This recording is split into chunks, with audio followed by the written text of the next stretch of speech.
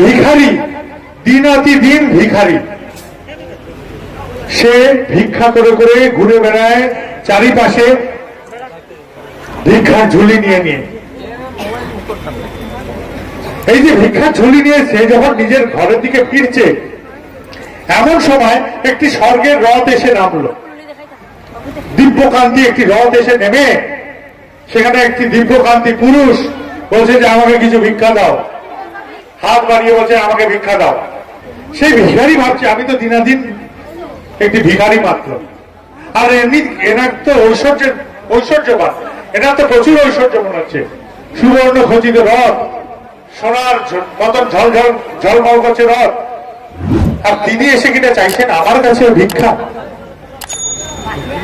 তো ভিখারি চিন্তা করে বহু কষ্টে ঝুলি থেকে একটি কণা বের করে তারকে দিয়ে দিল। সেই কণাটি নিয়ে সেই রথ নিয়ে সেই রথারোহী দিব্যকান্তি পুরুষ চলে গেলেন।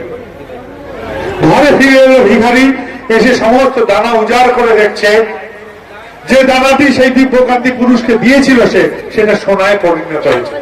তখন কপাল চাপড়াচ্ছে, হায় হায়, যখন ছিলেন তিনি তখন আমি পুরোটা দিলাম না কেন? তাহলে তো এই সমস্ত দানা আজ আমার সোনায় পরিণত হয়ে যেত, আমি কত অঢেল পেতাম। তো ঈশ্বরের কাজে যোগান দিলে এইভাবে দিতে হয়, যোগান এইভাবেই দিতে হয়।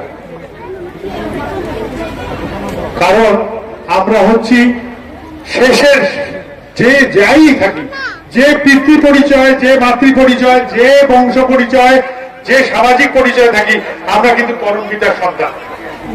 এটাই আমাদের একমাত্র পরিচয়।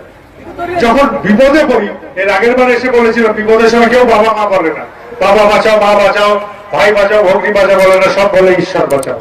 তাহলে আলটিমেটলি আমরা ঈশ্বরেরই সন্তান।